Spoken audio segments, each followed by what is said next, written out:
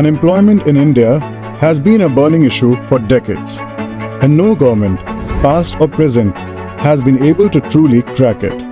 1,800 candidates for just 10 positions. The side railing at the hotel's entrance collapsed. Despite promises and policies, the question remains, why is unemployment still such a massive challenge? So what exactly does it mean to be unemployed in India? India has had a very strange experience that for decades our unemployment rate has been extremely low. Okay? And yet when you talk to any person, okay, you find that yes, they would somehow consider themselves underemployed. India's employment landscape is vast and varied. It ranges from high-end corporate jobs in urban centers to the field and farms of rural India, where millions are engaged in agriculture. The harsh reality: agriculture is still the biggest employer in India, especially for young people in rural areas. The reliance on agriculture points to a deeper issue. The modern economy just hasn't created enough jobs to absorb India's massive and growing labor force. If you have a college degree and there is a family farm, you might not want to work on the farm, but you'll return to the farm so that you have some way of making a living. If you are somebody with a primary education, no education, you'll become a laborer and pick up whatever day labor is available. So individuals find work, but that work is neither consistent with their qualification, nor with their desire, nor is it always enough to support them in any reasonable lifestyle. But how bad is the unemployment problem really? According to the latest data, India's unemployment rate was 3.2% between July 2023 and June 2024. A figure that hasn't changed much over the past few years. But what's interesting is that the labor force participation rate, the percentage of people working or looking for work, has increased from 57.9% to 60.1%. Female participation has grown significantly, while male participation has seen a slight uptick. But on the flip side, urban unemployment has climbed from 8.6% to 8.9%. The numbers tell the part of the story, but they don't show the whole picture.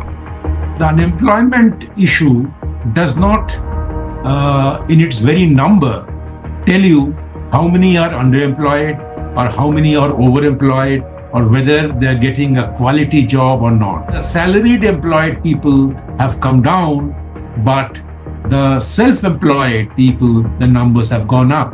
Now, who are those self-employed people? Most people in agriculture are self-employed.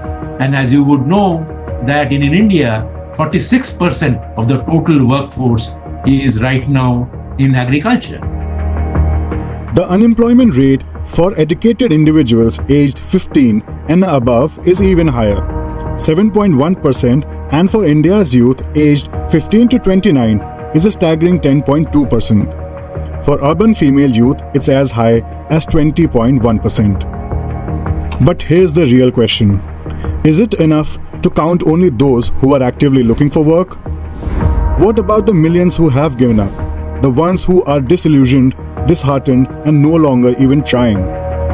In India, the salaried jobs are not growing as much as the self-employed numbers are growing. So which is why there is this criticism, a valid criticism, that we are reducing our unemployment rate, but we are not improving the quality of our employment. We also can't ignore the rural-urban divide.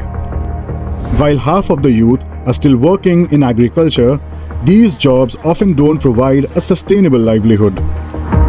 The challenge is that the modern economy just hasn't created enough jobs for the urban youth either. See, employment is a function of output and output is a function of investments. And that is the reason why there is a huge gap. Urban attracts more investment, rural don't attract more investment in many economic activities except agriculture sector. And obviously that is the reason why there is a huge gap in terms of the employment opportunities between urban and rural area. And I think that pressure is showing up on the urban areas. The story of India's unemployment crisis isn't just about numbers, it's about the emotional toll. Young people, especially in urban areas, feel stuck in a cycle of depression and disappointment. The promise of a better future feels distant, almost impossible. Youth unemployment skyrocketed in 2020, leading to mass frustration. It's not just the lack of job, it's the sense that their dreams are slipping away. So how did we get here? The root of the crisis runs deep, and a part of the problem can be traced back to historical policies that didn't adequately address employment. After independence, the Indian government aimed for a self-sufficient economy, expecting agriculture and labor-intensive industry to absorb the growing workforce. But the growth wasn't fast enough. And unemployment doubled between 1956 and 1972. By the mid-1970s, it became clear that growth alone wasn't going to solve the problem. However, growth averaged 3.5% instead of planned 5%, doubling unemployment from 1956 to 1972 as the rate rose from 2.6% to 3.8%. By the mid-1970s, it became evident that the growth alone couldn't tackle unemployment, promoting the government to launch employment generation and poverty alleviation programs during the fifth five-year plan, 1974 to 1979, targeting both urban and rural job creation. Sometimes I feel like we are being too harsh on ourselves, right?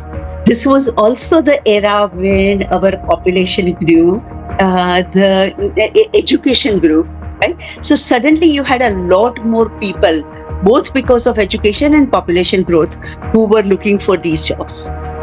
The economic liberalization of 1991 was supposed to transform the landscape, and it did to some extent.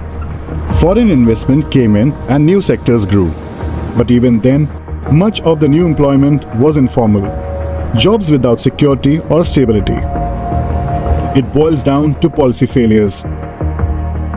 The government has prioritized economic growth over job creation. As industry modernized, productivity increased, but jobs didn't. Education too is a part of the problem. India's education system still focuses heavily on rote learning, leaving students without the skill employers need. Even today, countless graduates are unemployed simply because they lack employable skills. We have not addressed the issue of skilling and education. If only we had skilled and educated our people and focused on creating a more vibrant manufacturing sector, then probably this problem that you are raising would have been far less pronounced or far less disruptive. A report by NASSCOM indicates that India could face a shortage of 1.4 million to 1.9 million tech professionals by 2026, with an expected demand for 93 to 96 lakh techies.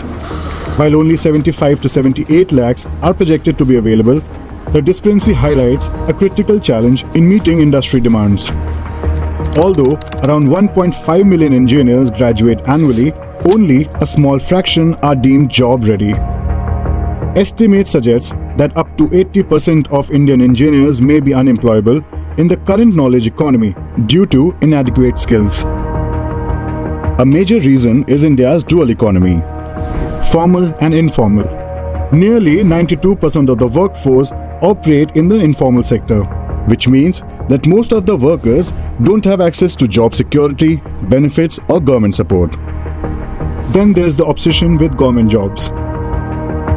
Even today, millions of Indians dream of securing a government job for the stability and benefits it provides. Part of it is a sense of security. Okay? Part of it is a history of feeling that it is a prestigious position. The government job and as an obsession is that actually government workers at a lower level are paid much better than comparative workers in the private sector. Historically, India has had this salary compression, where the idea was that a government was supposed to be the model employer, okay, which sets the wage floor. And so even though the fifth pay commission onwards, there was a desire to get away from it and reduce the salary compression, it has never really happened. For many, these jobs represents not just employment, but upward mobility in a society where caste still plays a significant role. It's more than just a career. It's a path to a better life. So what can be done? The solution isn't just about creating more jobs. It's about redefining work, improving education, and skilling the workforce to meet the demands of a rapidly changing economy. The idea that government is going to create these jobs is not a very reasonable expectation, because the government employment itself has not kept pace. It's been pretty stagnant over time. And frankly, in spite of everybody's desire to have sarkari job, there are only so many sarkari jobs that can be made available.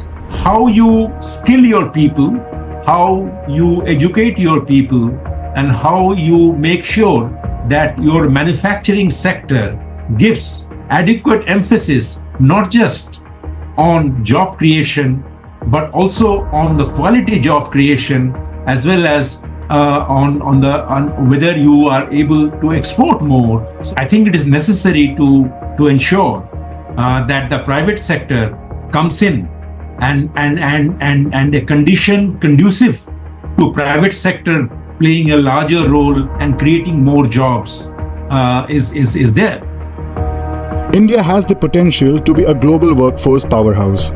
But to get there, we need to reimagine how we create jobs and equip our youth for the future. The solution isn't just about finding jobs for today's youth. It's about building a future where work is meaningful, accessible, and sustainable for everyone.